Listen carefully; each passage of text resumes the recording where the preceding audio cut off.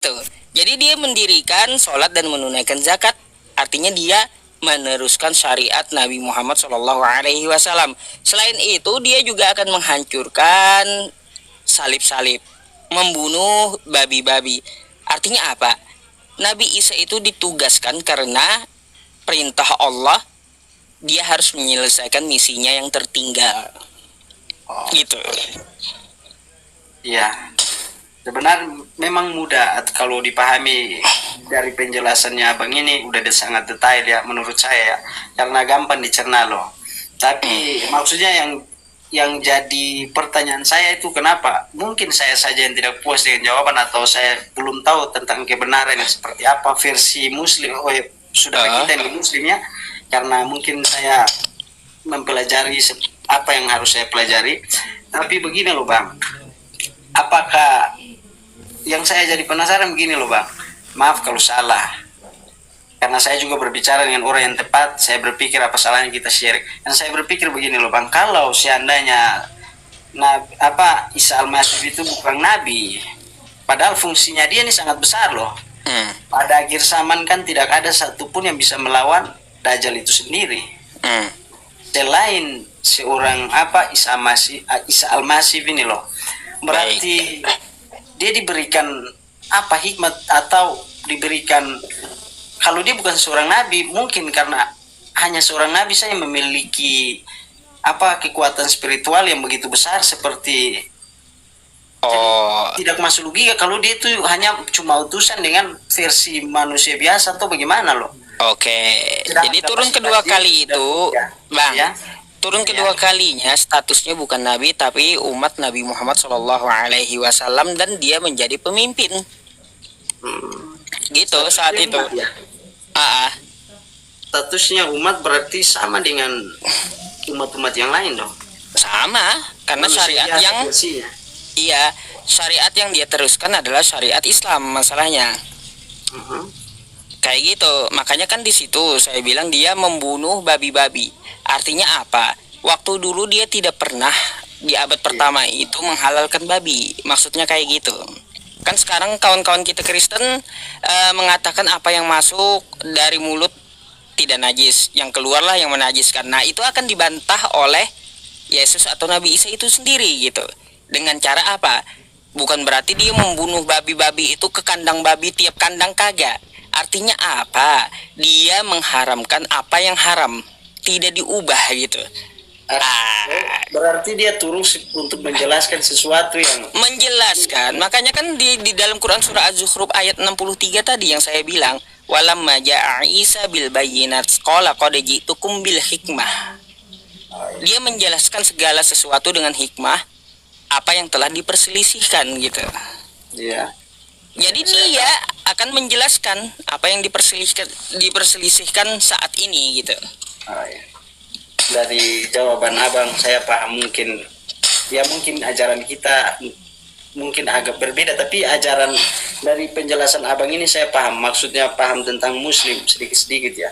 Artinya saya di sini saya naik sekali lagi, terima kasih abang sudah persilakan saya, karena beberapa hari ini saya mencoba untuk gabung loh, karena saya penasaran, karena ada kemarin-kemarin juga kan saudara-saudara saya yang Nasrani mungkin naik, tapi yang mungkin nggak nyambung atau nggak pas jawaban mereka atau bagaimana, makanya itu saya pengen naik loh. Tapi dengan jawaban abang seperti ini, karena saya itu pengen diskusi yang enak seperti ini, artinya saya juga dapat ilmu baru, supaya ketika saya mengerti artinya tidak ada perdebatan, selesai finish berarti. Ya, mungkin saya akan bukakan dulu bang, biar abang juga bisa lihat dalil yang saya sebutkan tadi.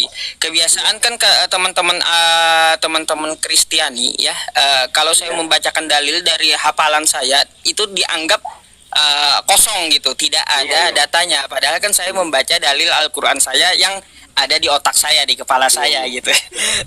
Jadi mohon maaf bang ya. Nih saya tampilkan dulu ayatnya kepada Anda. Baik. Nih ya teman-teman yang Muslim juga silahkan diperhatikan ya. 4 Az-Zukhruf 63. Bentar. Sabar, 63. Nah, nih.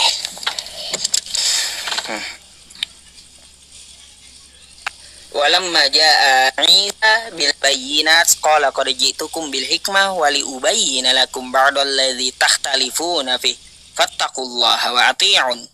Ini ketika Isa datang ya, Ya. kedua kalinya membawa bukti-bukti yang nyata. Dia berkata, sungguh aku datang kepadamu dengan membawa hikmah dan untuk aku jelaskan kepadamu sebagian dari apa yang kamu perselisihkan. Maka bertakwalah kepada Allah dan taatilah aku. Oke? Oke, oke. Turun kedua kalinya dia akan menjelaskan untuk menjelaskan kepadamu Iya, iya. apa yang diperselisihkan. Penekanan dia apa? Innallaha huwa rabbi wa rabbukum fa'buduh hadza siratum mustaqim. Sesungguhnya dia Allah, dialah Tuhanku dan Tuhanmu, kata Nabi Isa. Sembahlah dia, ini adalah jalan yang lurus. Makanya turun kedua kalinya nanti dia akan apa? Akan bersaksi di hadapan orang-orang yang menuhankan dia dan menyembah dia gitu. Bahwa dia tidak pernah menyampaikan dirinya adalah Tuhan, tetapi dirinya adalah utusan Tuhan dan menyuruh menyembah Allah gitu. Oh iya. Iya, iya.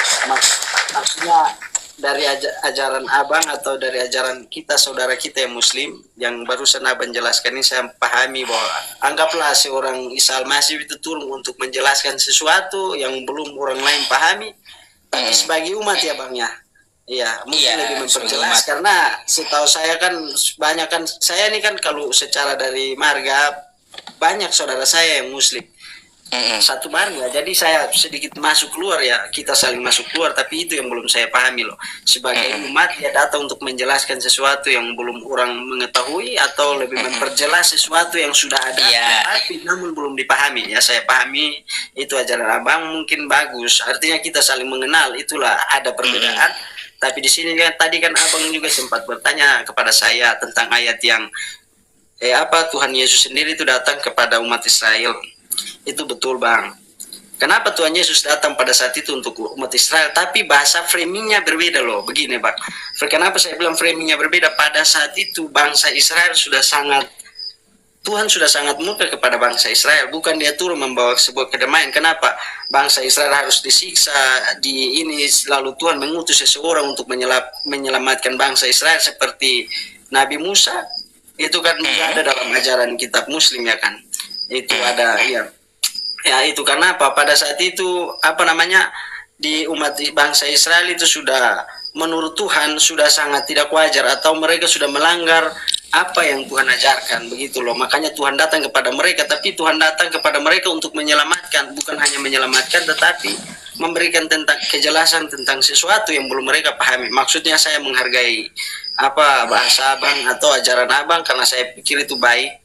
Tentu semua orang berhak memiliki yang baik, apalagi ajaran baik seperti tadi itu saya pahami. Namun yang barusan saya juga memperjelas apa yang abang tanyakan juga baik buat umat Kristen. Makanya loh abang, jujur saya penasaran ada yang naik berargumentasi dengan abang, tetapi mereka tidak memiliki sesuatu yang mereka bawa lalu naik ke sini. Justru saya nyambung dulu. Mereka naik untuk mempermalukan diri mereka juga agama mereka seperti yang tadi abang bahas juga awalnya itu loh. Makanya saya pengen naik dari kemarin-kemarin, cuma jaringan saya sedikit error begitu ya. Kira-kira seperti itu. Iya, memang bang seperti itu ya. Setidaknya kan ada data yang perlu disampaikan kan kalau berdiskusi gitu. Apa yang kita bahas jangan kesana kemari dulu. Ya betul itu kata Anda. Sepakat saya itu. Jadi itu bang penjelasan saya ya. Mungkin agak berbeda dengan doktrin keimanan Anda kan ya, kita hargai aja perbedaan kan kayak gitu. Hargai perbedaan, yakini apa yang kamu yakini ya, kira-kira. Iya betul, jadi seperti itu.